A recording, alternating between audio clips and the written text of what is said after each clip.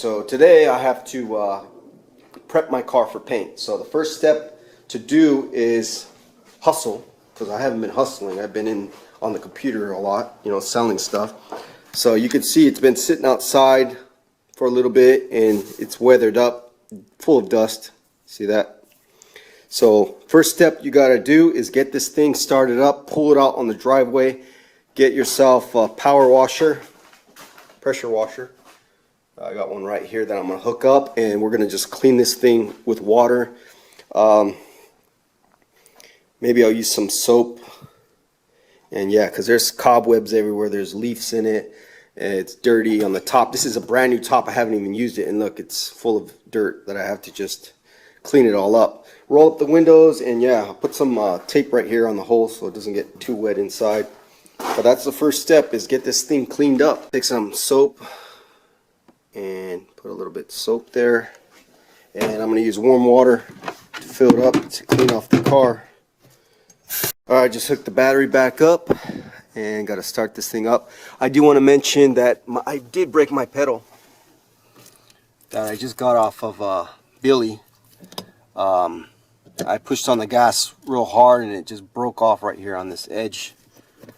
Two LED cover caps. So, kind of a bummer on that. Plastic's kind of flimsy, I guess. Oh well. But let's get this started.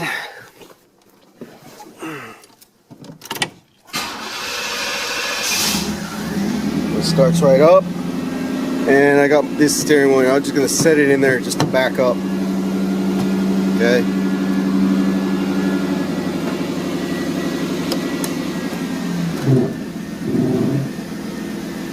Hopefully I clear the garage back there. Looks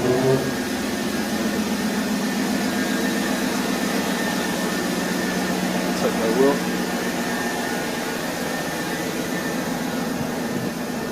Nice to hear this thing running again, and it sounds really good. Alright. And then kind of give it a little space over here.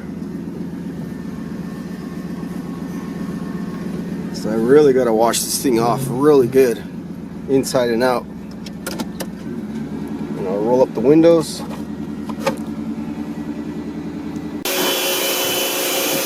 Alright, when you're pressure washing, you want to get everything.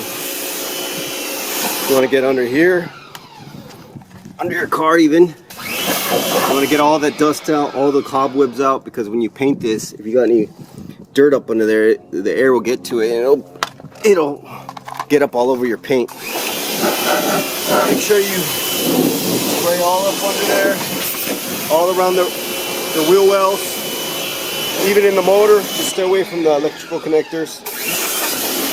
Okay.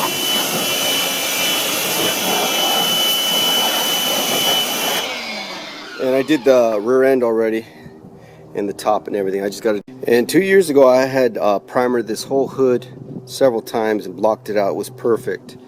And as you could see, I left it out one winter, and the primer is not weatherproof. The rain will suck up into the primer, and this will happen. You'll get, it'll go down to the metal sometimes, and it'll rust out like that, surface rust. So I got to redo this whole thing, resand it all over again, and block it out again, put primer on it again. So lesson learned: if you're gonna do primer work, be ready to paint pretty soon. I mean, epoxy, if I would have epoxied it, it probably would have lasted longer. It probably wouldn't look like this. But this is a poly primer that I put on here, which is not really waterproof. Epoxy is, but I didn't use epoxy. But epoxy also will the sun will beat it down on it too, and destroy epoxy as well. So, but it will last longer. All right, now after pressure washing it, I'm gonna get some soap, and then you want to scrub all this dirt off with the soap, because dirt's everywhere.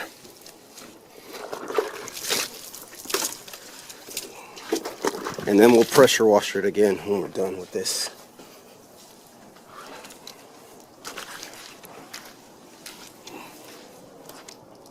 Alright, the car's nice and clean, just dried it off.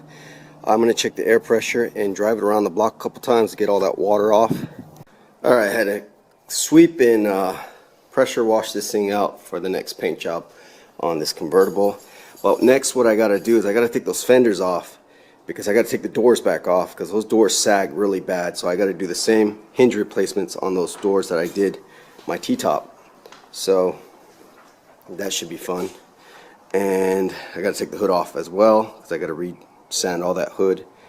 And yeah, a lot of sanding work to go and do. Alright, so I took the hood off first. And next, take these fenders off. 10mm bolts. Pull these out. And then the doors. Fenders and hood are off. So I actually can start sanding these up in here. The hood needs a lot of work. Alright. Just want to show you there's no rust on this thing. Even under the battery here. I had some surface rust a few years back and I just put some special paint on there. But there's pretty much no rust. Okay, this car's solid.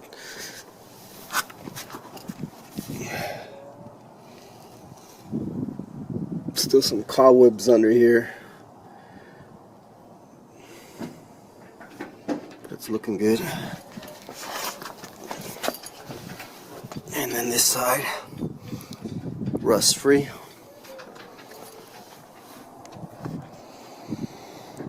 Alright guys, starting to sand down my car today, my convertible, and it had this type of body molding throughout the car, and this is the newer style, which is inaccurate to the show, so I'm going to take it all off.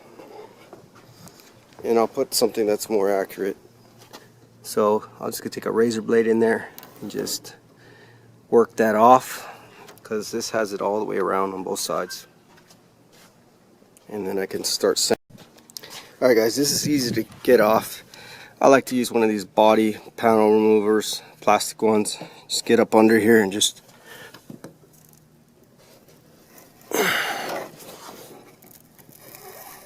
like that.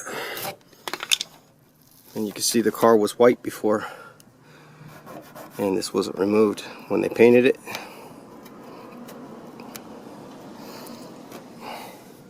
So yeah, pretty easy to remove. And yeah, now I can start sanding this. Alright, so now you gotta have some glue and adhesive on there. What I use is bug and tar remover by PCL. You can use acetone as well. And grow your nails out. I know you guys might have seen in the other video that really long nails like a girl, but there's a reason for that. Because I knew I was going to be painting this car, and these nails, they come in handy a lot for stuff like this. If you use a razor blade, it's just going to dig into the paint and make more work for you. So use your nail. Your nail will peel this adhesive right off. You know, soak a rag with acetone or this bug and tar remover stuff that I got, and it'll come right off with your nail. And when one fingernail gets tired, you can go and use your middle nail, because you will get tired when you got several feet to do. But this is the cleanest way to do it without gouging into the paint with the razor blade. And I want this all off, because it'll just gum up your sandpaper, and I don't want it in my sandpaper. So you can see what I did. Most of it's gone from here over. So I'll go and finish this up. I just wanted to show you guys that little Alright, so I got the door sanded. Had one load spot that I put some glaze putty in, and right there. It's pretty good. Got all this sanded down. I gotta put some filler in this spot here. Probably a little more filler around the bumper. And then I'll continue with the bumper and this side tomorrow. That door's got some ripples in it that I gotta get out.